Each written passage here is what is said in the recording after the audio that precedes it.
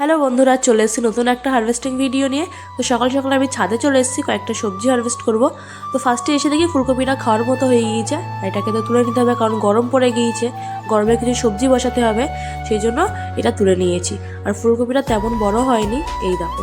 আর পাশে যে কুমড়ো গাছটি হয়েছে, সেই কুমড়ো গাছটা তার আমি বেঁধে দিই। তোমরা পাশ থেকে কয়েকটা গাছ দেখে নাও।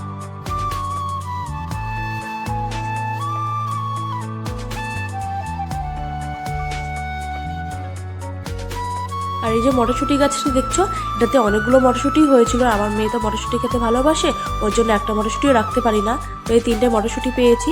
আর তারপর নিচে চলে এসেছি। এই যে গাছটি দেখছো, এটা হচ্ছে ইন্স্যুরেন্স গাছ। এটা সুগার পেশেন্টদের খুবই উপকারিতা। তোমরা কি নামে জানো অবশ্যই আমাকে জানাবে। তো পাশে কয়েকটা বেগুন ছিল, সেগুলো তুলে নেবো। তোমাদেরকে তো বেগুনগুলো দেখিয়েছিলাম কত সুন্দর আর কত বড় বড় হয়। আর এই গাছের বেগুন খুবই সুন্দর খেতে। আর এই বেগুনটা দেখো কত বড় হয়েছে। যেহেতু গরম পড়ে গিয়েছে, গরমে কয়েকটা দানা ভিজিয়ে দিয়েছি। বসানোর ভিডিও তোমাদের পরবর্তী ভিডিওতে দেখাবো। তো আমার এই হারভেস্টিং ভিডিওটি কেমন লাগলো জানিও। এখন তাহলে আসি, সবাইকে টাটা।